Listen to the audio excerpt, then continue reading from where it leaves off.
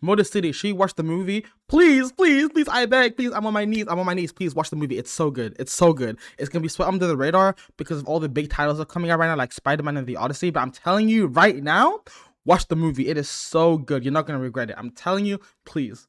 Okay, now I'm done begging and looking crazy on camera. Let me tell you why I should watch this movie, okay? For one, this movie does a lot of creative choices the other movies right now just don't do. There's a lot of passion into this movie. The way that it's shot and the way that things are just like brought to life onto the screen is so good. This movie is all about show, don't tell. And if you know anything about theater and cinematography and whatever, that is the first thing they tell you. They tell you show, don't tell. And this movie does that so well in so many creative ways. And I don't want to tell you how they do it. You have to watch the movie for yourself. I'm not going to spoil you. But the way that they do things in that movie is just so great. And I think that more shows and more movies should take risks. And this movie is a risk taker. And the crazy thing is, this is an action movie. This is an action. You've seen action movies before. The main character gets done dirty, and then now the main character's gonna get revenge, and he just decides to destroy the entire gang, entire country, entire whatever to get that revenge, right? You've seen it before. It's hype. It's good. The action is great. But for me, what shines the most about this movie is how it is shot and the creative choices in this movie is just... Anyway, that's the spoiler-free version of my review. And I'm going to talk about the spoilers and my overall thoughts about it. I got my list ready. Let's go. Okay, before I even start, let me tell you this right now. Sophie, the main love interest between the main character and the antagonist, she's a bird. She's a bird. Oh my god. Oh my god. This shit for the birds. Okay, let me chill. let me chill. Okay, let's talk about what people are going to talk about the most about this movie, and something that I did not know what's going to happen because I came into this movie not knowing anything about it. So when I go to this movie, I'm expecting people to talk. There is no talking. There is no talking. I mean, there's like about 5-6 lines shared between like a cast of like 20. No, I'm kidding. There's more than that. But there's not a lot of lines. And because of that, this movie takes bold choices. And I love that. I love when movies and directors and producers say, hey, you know, let's try something different. Because there isn't a lot of lines, the movie have to show and portray a message and a story to the audience without speaking. And the movie does that so well, from the backgrounds to the way that it's shot, to the actors putting their A game, and great performances from pretty much everybody that I saw on screen. Though obviously there's a bit things you can nitpick here and there, but overall the performances for each actor were great. Because there's no lines, you can tell that when one person acts with the other person, even though they're not really saying anything, we can clearly tell by the way that they're acting, like the thought process. Oh, I kind of know where this conversation is going. I can tell what they're saying without them actually saying it, from the body language. There's one scene when they're in the diner while she's pouring the teacup or coffee cup, I think it's coffee, to the guy, and you think they're gonna give it to him, but she just does it for herself. Okay, what does that tell you? That tells you so much just from that scene alone, and the way that they look at each other, the body language, everything was just done so well. I was really, really impressed with this movie. There are so many details in this movie that if you pay attention, you can get so much from this movie. For example, you can find out that the main love interest, her name is Sophie. You know, by the wedding ring, at the beginning of the movie, you see a wedding ring. Why is there a wedding ring? And then it goes throughout the entire movie. You see him put it in the clip. You're like, oh, okay, that's how it's made. We're going closer and closer to the beginning of the movie. You have the line symbolism where you have it at the beginning of the movie where the main antagonist and Sophie having this little date go to the main character. At the end of the movie, you see another lion statue, you know, symbolizing, you know, he's kind of like a lion, prey, haha, you know, whatever. The way that this movie characterizes everybody is just really impressive, from the clothing, even just to the character. Like I said before in previous videos, when it comes to shows and movies, you have to test the character.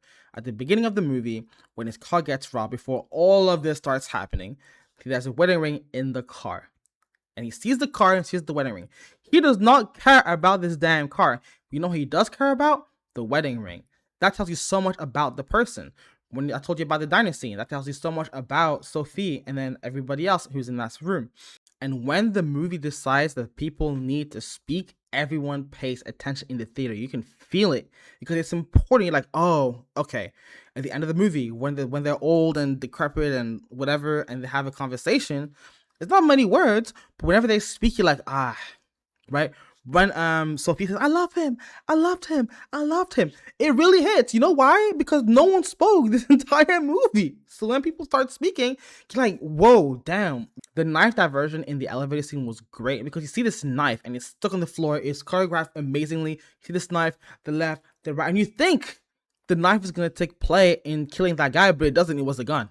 I thought that was a great misdirect, and the way that it was shot too was that scene with the cop when the cop dies right after finding out the truth. And I mean, he wasn't gonna live very long, to be honest. Let's be real. He wasn't gonna live very long, to be real.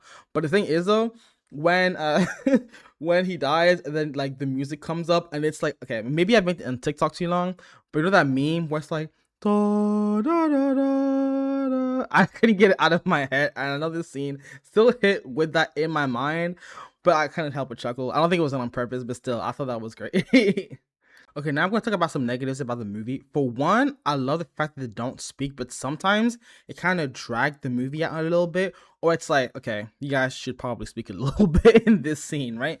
There are a few scenes, especially when it's a one-on-one conversation between two characters. There's a lot of like staring of like hesitation for a couple 5 minutes.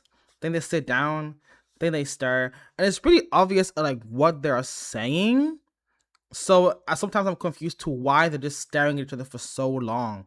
I also don't like the ending as much as I thought I would the more I think about it. Just because I kind of get what he was trying to go through. Like they both suffered in their own way throughout those 25 quote unquote years.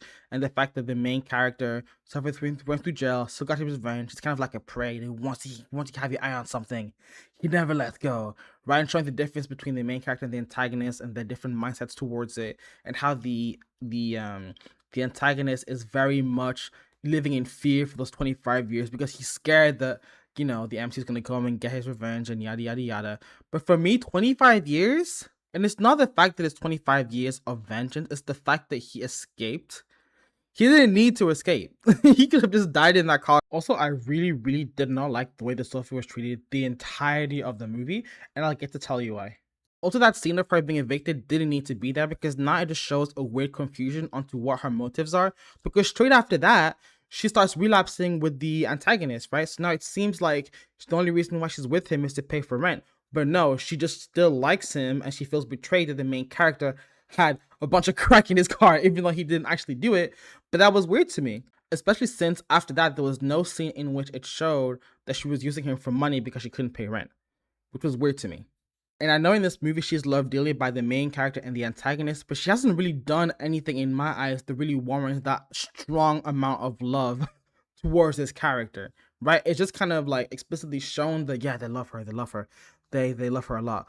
It shows them like mourning and craving this girl, but it doesn't like what does she do? Like what does she do? Like why do they love her so much? Because she smokes cigarettes and they hang around in the car every once in a while? Like I just don't get it. And that's the strength and weaknesses of not being able to speak and not be able to say anything in the movie, because on one hand it shows so much creativity and diversity, but at the same time you have to fill up the gaps in your head and put your part of yourself into the character and assume that this character is exactly how you picture in your head for it to make sense. And also her being like a ghost after she died didn't really impact the story at all whatsoever. It only kind of showed that he likes her or loves her, which is pretty obvious that he does. And there was definitely more ways of showing that than her being a ghost and him seeing her in a white dress the entirety of the time. And I guess I kind of know what they're trying to aim for. Correct me if I'm wrong, but I think in Japanese folklore, when a person has like a girl has a white dress and she's a ghost, I think it means like a tragedy of death or like some sort of thing, something to do with love as well too. And I might be a reason to thinking that's what he was trying to show.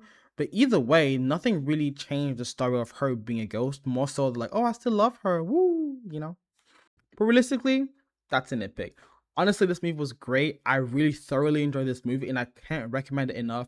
Watch it with other people. Watch this movie. If you're still here, I don't know why you didn't just watch the movie without anything. But either way, please watch this movie. It was a great experience. I would rate it like an 8 out of 10 or an 8.5 out of 10, depending on my mood. But yeah, this movie was great. I'll see y'all next time.